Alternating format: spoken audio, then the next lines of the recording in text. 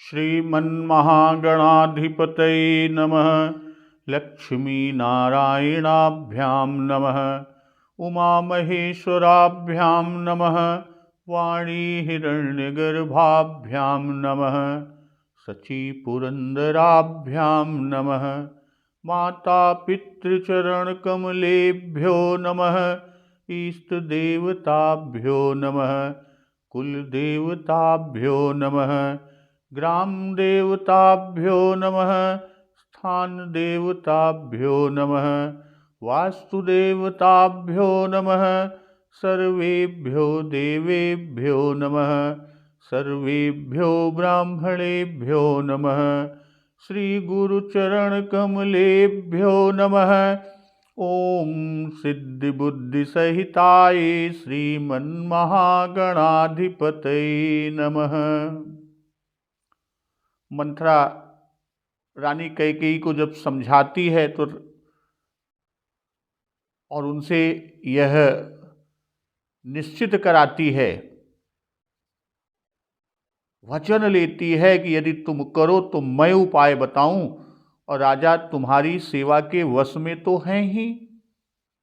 तब कैकेयी ने कहा कि मैं तेरे कहने से कुएं में गिर सकती हूं, पुत्र पति को भी छोड़ सकती हूं, उनका त्याग कर सकती हूं।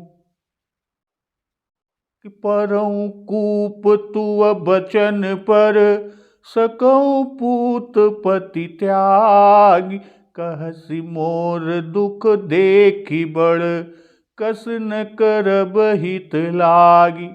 कि जब तू मेरा बड़ा भारी दुख देख कर कुछ कह रही है, तो भला मैं अपने हित के लिए उसको क्यों न करूंगी।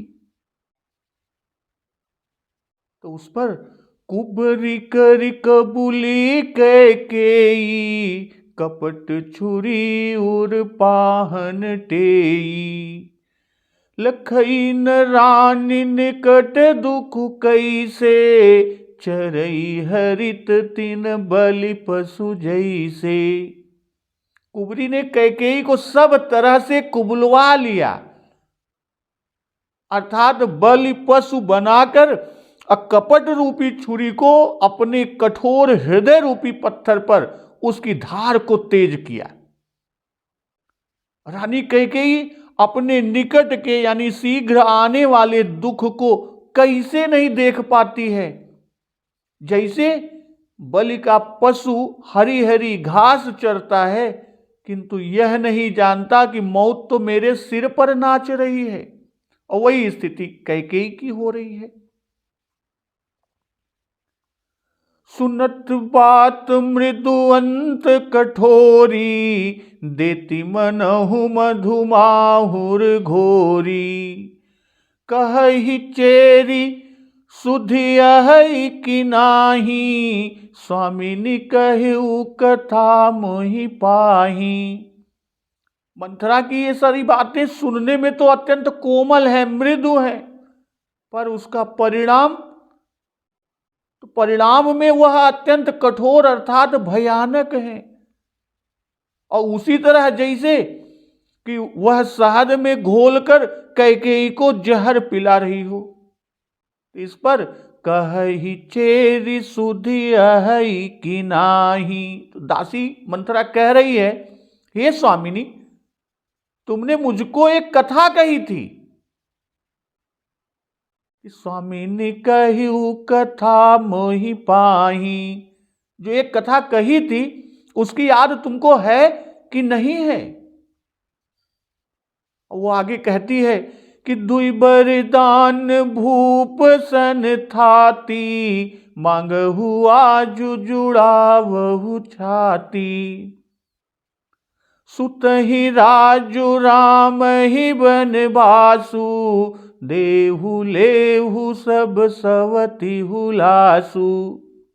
कि तुम्हारे दो वरदान राजा जी के पास थाती रूप में रखे हुए हैं, राजा के पास धरोहर हैं। आज उन्हीं दोनों वरदानों को राजा से मांग कर अपनी छाती ठंडी करो। और वो दो वरदान क्या हैं कि सुत ही राजू राम ही बनवासु, कि पुत्र को राज्य और राम को वनवास, जिससे सौत का सारा आनंद चला जाएगा और वह सारा आनंद तुम ले लो।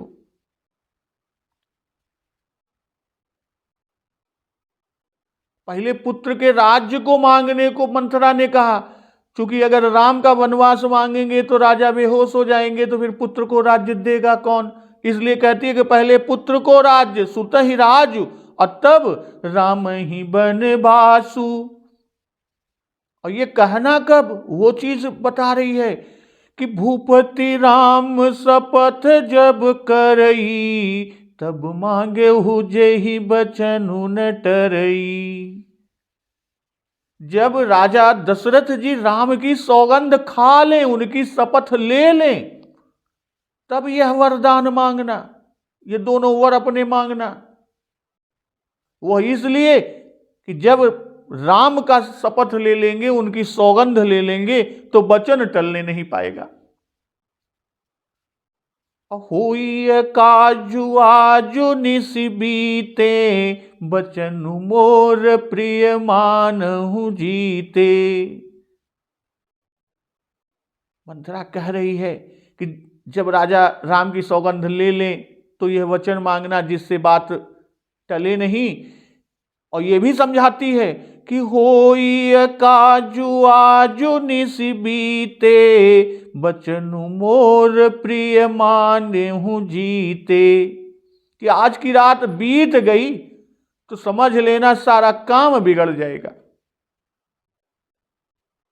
मेरी बात को हृदय से प्रिय या प्राणों से भी प्यारी समझना।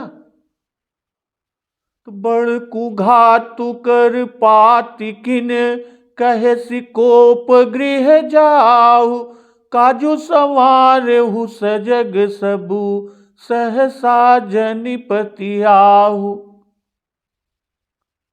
अपनी मंथरा ने बड़ी बुरी घात लगाकर कैकेयी जी से कहा कि कोप भवन में जाओ और सारा काम बड़ी सावधानी से करना, सारा काम उसी तरह से बनाना। ये ध्यान रखना, राजा पर सहसा विश्वास न कर लेना, उनकी बातों में न आ जाना। राजा जी आपको बातों में उलझाएंगे, मगर उनकी बातों में न आना। तो आज का प्रसंग इसी से आगे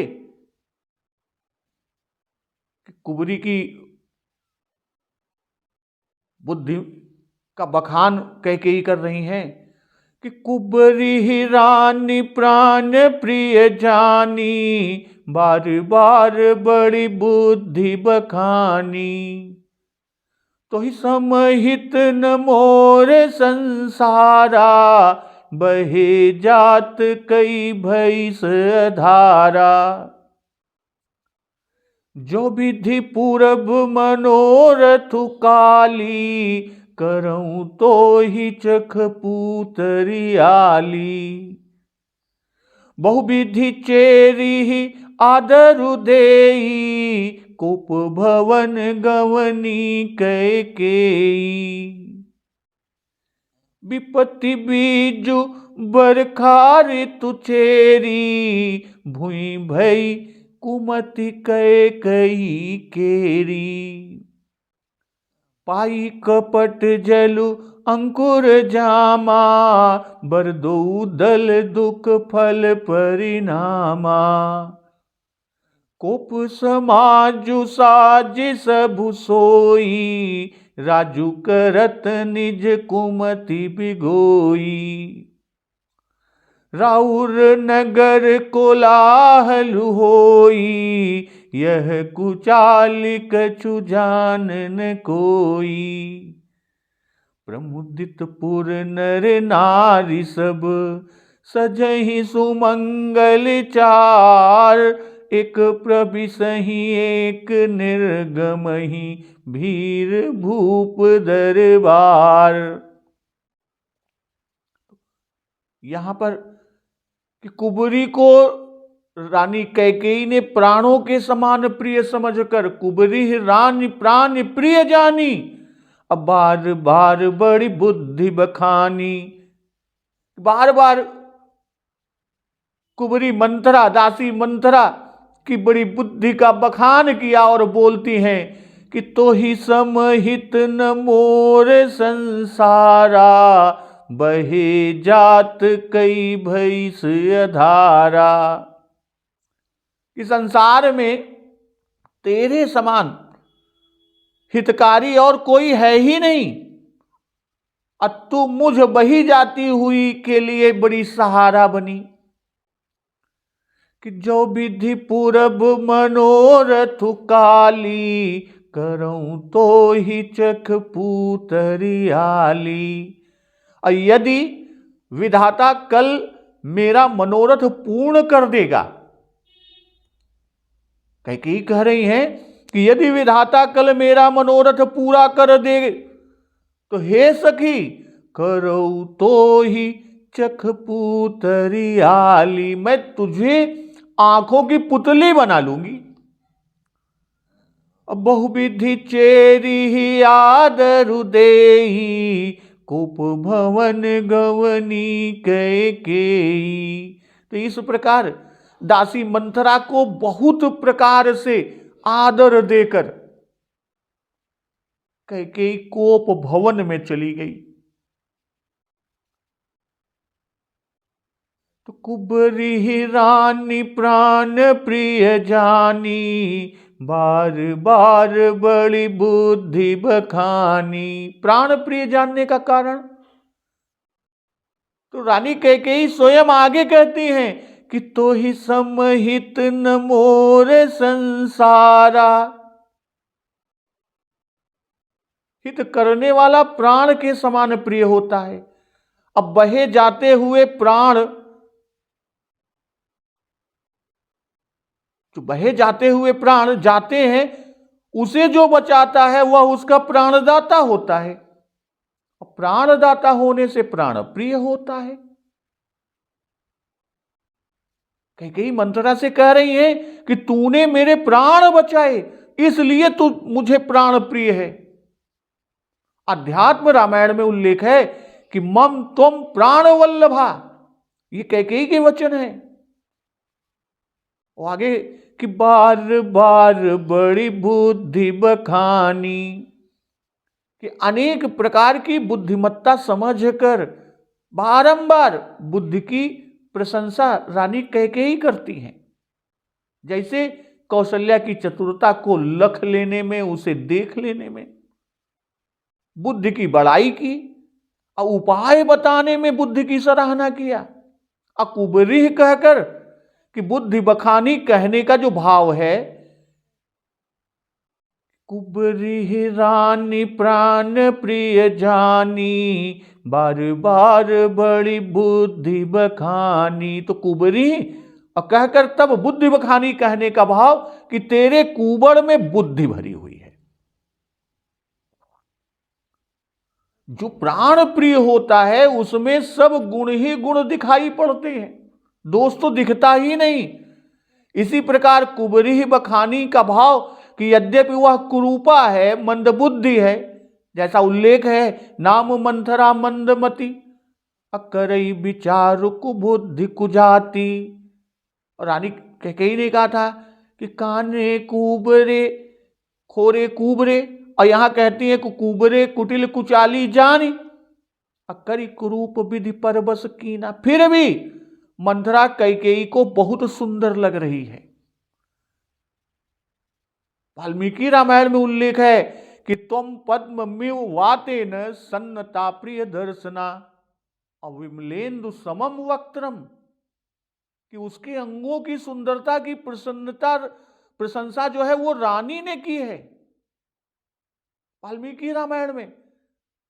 और वे सब भाव यहां बाबा गोस्वामी तुलसीदास जी के कुबरी ही प्राण प्रिय जानी, अबार बार बुद्धि बखानी। वाल्मीकि रामायण में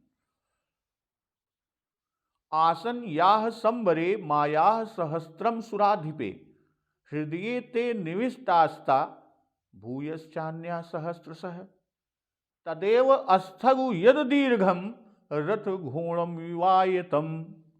मतयः छत्र विद्याश्च मायाश्चान्न वसंति ते। अर्थात असुर राज संबर से हजारों गुणा मायाएं तुम जानती हो, ये सब तुम्हारे हृदय में भरी हैं सारी माया, और इसी से रथ के आगे वाले भाग के समान तुम्हारी छाती लंबी और बड़ी हो गई। तेरे हृदय में बुद्धि वीरता माया का निवास है कि एवं त्वाम बुद्धि संपन्नाम न जाने वक्त्र सुंदरी अकुतस्ते बुद्धि दृषि। हे वक्त्र सुंदरी, मैं जानती थी कि तू इतनी बुद्धिमती है, और तुझ में ऐसी बुद्धि कहां से आ गई।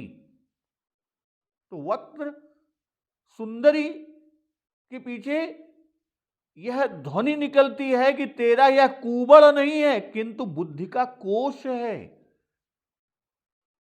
और रानी क्यों प्रशंसा उसकी करती है कि तुहि समहित न मोर संसारा बहे जात कई भई सिय धारा। कि संसार में माता पिता भाई सभी हित थे, पर तेरी बराबरी का हित ऐसी कोई नहीं, क्योंकि तू तो मेरा गया हुआ वह राज्य मुझे दे रही है, दिन दूना सुख सुहाग दे रही है, मुझे दासी होने से और मेरे पुत्र को बंदी गृह से बचा रही है। वाल्मीकि रामायण में कि तुमेव तू ममार्थेषु नित्य युक्ता हितैषिणी, कि तुम ही मेरी हितैषिणी हो, सदा मेरे हित में तत्पर रहती हो। और कह रही हैं कि बहे जात कई भईसी अधारा, बहे जाते हुए को तो तिनका का सहारा ही बहुत होता है, बहुत हो जाता है। यह एक मुहावरा है कि नदी या किसी बहते हुए जल में किसी का पैर उखड़ जाता है और वह प्रवाह में बहता जा रहा होता है, तब यदि उसे किनारे की घास फूस जमी हुई या कोई लकड़ी उथली भूमि नाव या कुछ भी वस्तु उसके बचाव के लिए जब मिल जाती है तो वह उसे बचने की आशा करके पकड़ लेता है और उसी के सहारे बहुधा बच भी जाता है। कि तुलसी तृण जल कूल को निर्धन निपट निकाज कई राखई कई संग चलई बाह गहे की लाज। दोहावली में और यहां रानी कहती हैं कि सौतों के ईर्ष्यावश मेरा राजपाट मेरी स्वतंत्रता आदि सब डूबी जा रही थी, और मुझे सदा के लिए उन्होंने विपत्ति के बीज में बो दिया था, हमारे लिए विपत्ति का बीज बो दिया था, उनसे तूने बचाया। अब मैं सौतों द्वारा ढाई जाने वाली विपत्ति से बच जाऊंगी। अब बहुतेरे नौकर और चाकर रहे पर किसी ने हमको सावधान नहीं किया, बचाना तो दूर कोई हमें सावधान भी नहीं किया, और ये कि तूने ही है कि उपदेश देकर मुझे मेरे प्राण दिए। भाई मंथरा दासी है तृणवत, अब पैरों तले कुचली जाने वाली घास के समान, तो बहते हुए को जैसे तुच्छ घास का सहारा होता है वैसे ही तू मुझे मिली या मेरे लिए तू हुई। जो बात मंथरा रानी कैकेयी के हृदय में जमाना चाहती थी वह बात जम गई। अब मंथरा ने निश्चय कर लिया कि संसार में मेरे समान या मेरा हितु मंथरा के समान कोई नहीं। ये रानी अब जान चुकी हैं और उनको बोध हो गया, अब वह किसी और की बात न सुनेंगी न किसी पर विश्वास करेंगी, क्योंकि उन्होंने अपने मुख से कह दिया कि तो ही समहित न मोर संसारा। कारण भी देती हैं कि बहे जात कर भई सी अधारा, मैं तो प्रवाह में पड़ी बही जाती थी, कि सुदिन सुमंगलदायक सोई, तोर कहा फुर जेहि दिन होई। जेठ स्वामी सेवक लघु भाई, यह दिन कर कुल रीति सुहाई। राम तिलक जव साचे हुकाली, देऊ मांगू मन भावत आली। तो इसी प्रवाह में बह रही थी। मुझे इस बात का भी ध्यान नहीं था कि इससे मेरी कोई हानि होगी। इतने शुभ चिंतक कहलाने वाले थे, पर किसी ने मेरे लाभ और हानि का ख्याल ही नहीं किया, ध्यान ही नहीं दिया। किसी ने मुझे बह जाने से रोका ही नहीं। बह जाने में रुकावट डालने वाला ही आधार होता है। इसलिए रानी कहती है कि केवल तू ही मुझ बहते हुए को आधार मिल गई। इसलिए संसार में बड़ी भारी हित चिंतक मेरी सिर्फ और सिर्फ तू ही है। तो जो विधि पूरब मनोरथ काली, करऊं तो ही चख पूतरियाली। मनोरथ के पूर्ण होने में निश्चय नहीं है। भाई राजा राम को वनवास देंगे, अभी इसमें संदेह है। इसी से जो पूरब, भाई मनोरथ की पूर्ति विधाता के अधीन है, क्योंकि वही तो कर्म फल के दाता है। और यदि पूर्ण हुआ तो करऊं तो ही चख पूतरियाली। आंख की पुतली बनाना तो एक मुहावरा है, अर्थात तेरा अत्यंत दुलार करूंगी। तो कैकेयी ने मन, वचन और कर्म तीनों से अपना प्रेम दिखाया। मन से प्राण प्रिय जाना, वचन से प्रशंसा किया और कर्म से आंख की पुतली को बनाने के लिए कहा। वाल्मीकि रामायण में जो कहा है कि तुम्हें प्रधान पद मिलेगा, अपने से द्वेष रखने वालों के सामने तुम अहंकार कर सकोगी। जैसे तुम मेरी सेवा किया करती थी, वैसे ही अन्य कुब्जाएं तुम्हारी सेवा किया करेंगी। तुम्हारी छाती सोने के गहनों से भर दूंगी, मुख पर सुंदर सोने का तिलक लगवा दूंगी, उत्तम उत्तम भूषण वस्त्र से तुम्हें सजा दूंगी। यह सारे भाव बाबा गोस्वामी तुलसीदास जी ने कि करऊं चख पूतरियाली। और फिर भी मानस के आली संबोधन मात्र में जो गौरव है, जितना भाव है कि वहां वह फिर भी दासी ही रहेगी, लेकिन यहां तो बराबर की प्राण प्रिय सखी हो जाएगी। आली यानी सखी बन जाएगी। किंतु कैकेयी का मनोरथ तो पूरा ही नहीं हुआ। भरत ने राज्य नहीं लिया, हां राम जी वन को गए, तो मुख्य मनोरथ तो छूछा ही पड़ा, छूछे। तब तो करो तो ही चख पूतर झूठा हुआ। तो इसी शंका के निवारणार्थ सरस्वती कृत अर्थ में यह बताया कि पुतली काली होती है और राज्याभिषेक न होने से उनके मुख में कालिख लगेगी। करऊं तो ही चख पूतरियाली, कि मैं तुझे मनोवांछित देने को प्रस्तुत थी कि राम तिलक जो साच हूं काली, देऊ मांगू मन भावत आली। पर उस पर ध्यान न देकर तूने मेरा भला देखा, इसलिए अब कहती हूं कि कल यदि ब्रह्मदेव ने मेरा मनोरथ पूर्ण कर दिया, अर्थात भरत को राज्य और राम को वनवास हुआ, तो तुझे आंख की पुतली बना लूंगी। आंख की पुतली द्वारा ही सब कुछ देखा जाता है।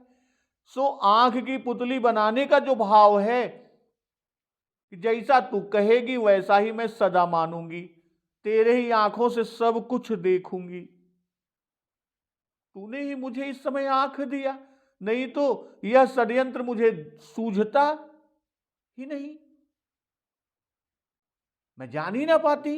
इसलिए सदा के लिए मैं तुझे आंख की पुतली बनाऊंगी, और यदि मनोरथ न पूरा हुआ तब की बात दूसरी, तब तो मैं ही कुछ न रह जाऊंगी, तो आंख की पुतली बनाकर ही तुम्हारा का करूंगी।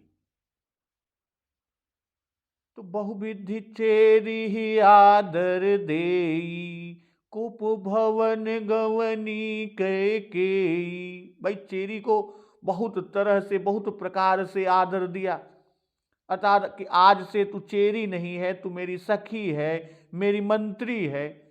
ऐसा ऐसा कहकर जिन वस्त्र आभरण के पहनने का दासियों को अधिकार भी नहीं है, जिन वसन आभूषणों को सरदारों और मंत्री की स्त्रियां ही धारण कर सकती हैं, पैर में सोने का तोड़ा और सब वसन और आभूषण मंथरा को देकर, उसे मंत्री पद देकर, तब कैकेयी कोप भवन में जाती है। अब देखिए, जो यहां पर कहने का जो भाव था कि उन वस्त्र और आभूषणों से तुझको लाद दूंगी कि जिसका कि तुम चेरियों को, दासियों को पहनने का अधिकार भी नहीं। और जब भरत जी और शत्रुघ्न जी ननिहाल से आते हैं और यहां की स्थिति को देखते हैं राजभवन की, और शत्रुघ्न जी और भरत जी क्रोध में और भाव में, तो शत्रुघ्न के सामने जब दासी मंथरा पड़ती है तो उसकी स्थिति कि तेहि अवसर कुबरीत है आई, बसन विभूषण विविध बनाई, लख रिस भरऊ लखन लघु भाई, बरत अनल घृत आहुति पाई। तो यहां लिखने का भाव यही कि आज या इस ठाठ बाट से राजमाता के मंत्री का पद संभालने आई है। जैसा कैकेयी ने कहा था, मनोरथ पूर्ण होने पर तुझे मंत्री पद दूंगी।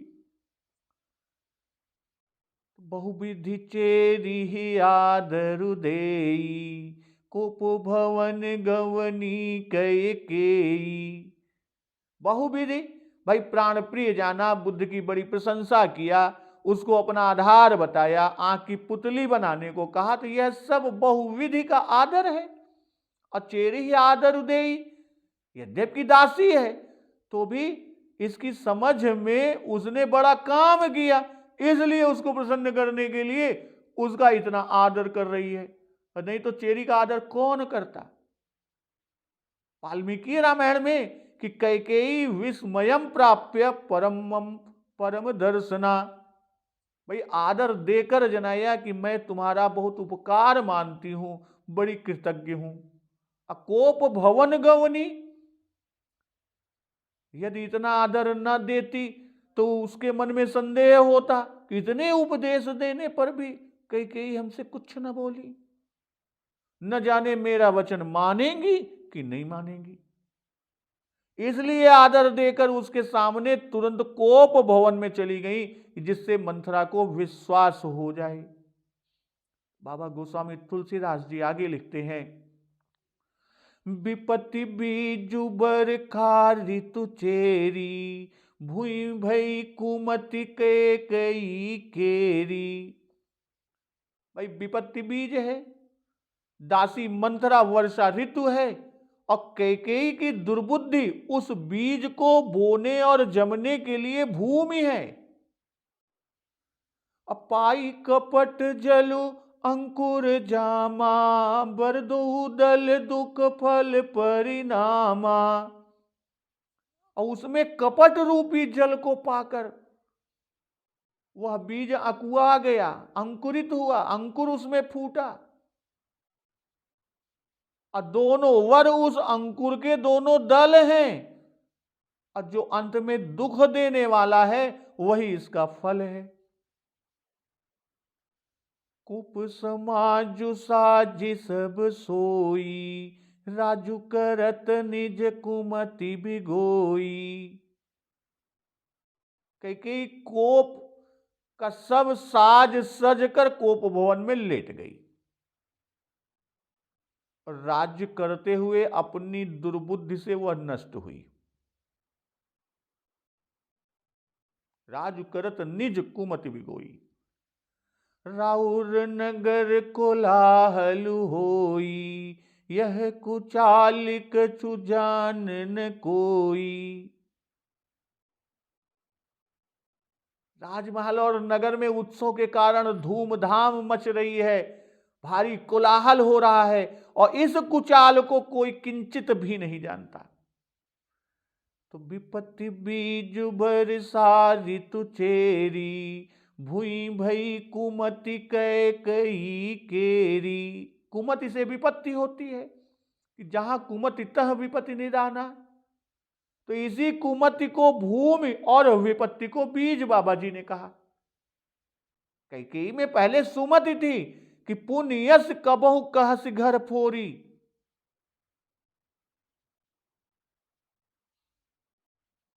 मंथरा के लिए कैकेयी के वचन थे, तो सुंदर बुद्धि के वचन उसके मुख से निकले थे। तत्पश्चात मंथरा के कुसंग से उसमें कुमति आ गई, और वर्षा ऋतु की जो पानी गिरा वर्षा में, सभी बीज जम गए,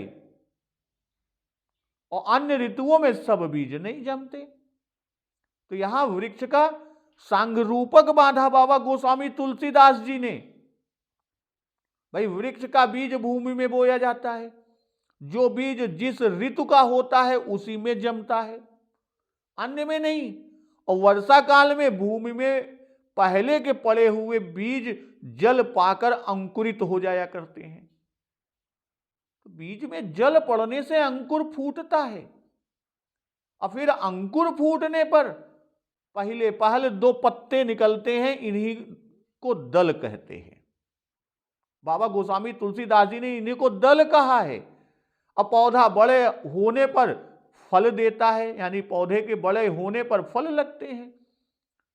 तो यहां कैकेयी की दुर्बुद्धि रूपी भूमि में विपत्ति रूपी बीज बोया गया।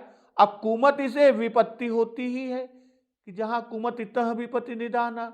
दासी वर्षा ऋतु है, अर्थात जैसे वर्षा जल पाकर अंकुर जमता है, वैसे ही मंथरा रूपी वर्षा ऋतु के कपट रूपी जल से कैकेयी की दुर्बुद्धि रूपी भूमि द्वारा विपत्ति का बीज पौधा का रूप बन गया। बाबा गोस्वामी तुलसीदास जी दिव्य दृष्टि वाले हैं, इससे उन्होंने ना कहा भाई बीज पृथ्वी में वर्षा जल पाकर पहले जमता है, फिर उसमें अंकुर फूटता है। जब तक अंकुर पृथ्वी के बाहर नहीं निकलता तब तक दिखाई नहीं देता, बाहर निकलने पर ही तो दिखाई पड़ता है। वैसे ही वर मांगने का मनोरथ अंकुर है, और यह मनोरथ मंथरा के कपट वाक्यों से कैकेयी की दुर्बुद्धि में जम गया। पर अभी कैकेयी के अंतःकरण में गुप्त है, अभी उनके मुख से वचन द्वारा दल रूप बनकर बाहर नहीं निकला है। इसलिए बाबा गोस्वामी तुलसीदास जी भी अभी उसे कैसे कह दें।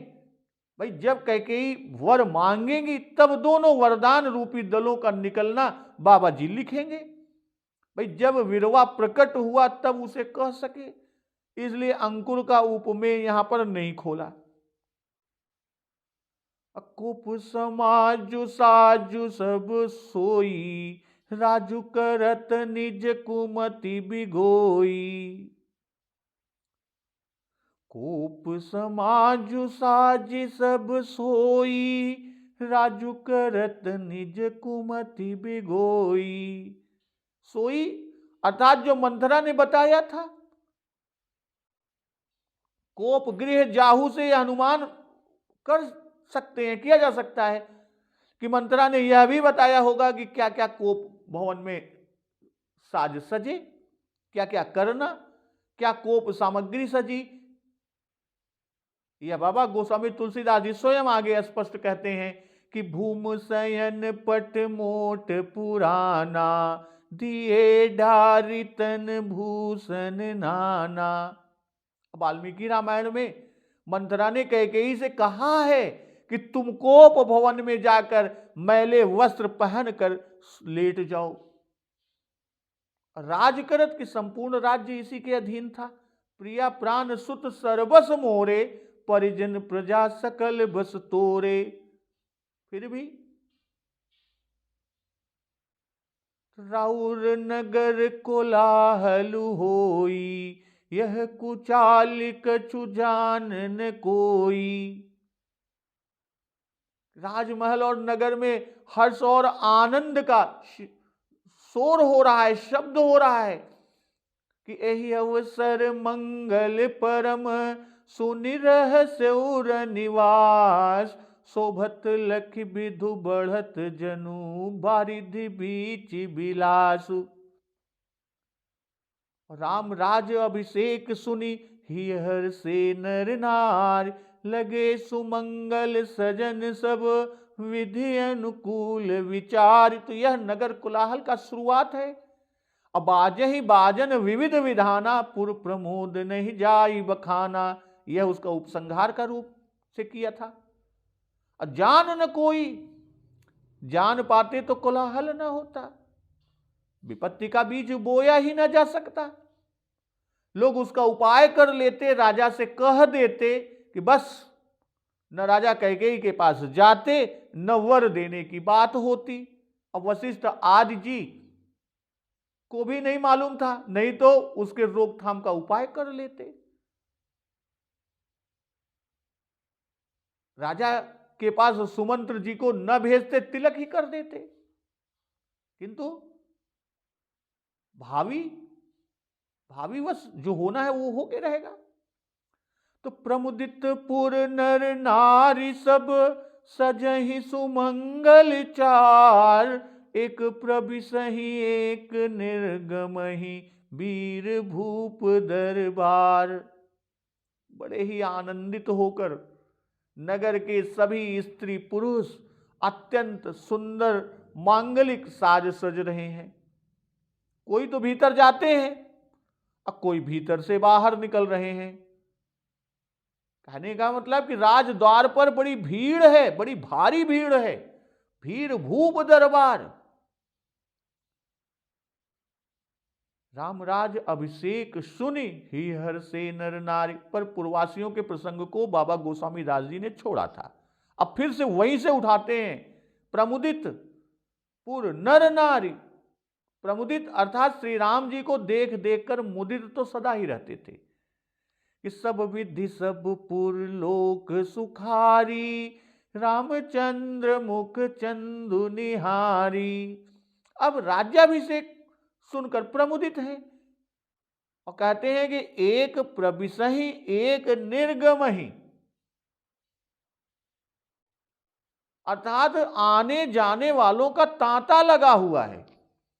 द्वार पर कैसी भारी भीड़ है। या यहां पर बाबा गोस्वामी तुलसीदास जी दिखाते हैं कि इतनी भीड़ है, एक ही मनुष्य प्रवेश कर सकता है और एक ही निकलता है।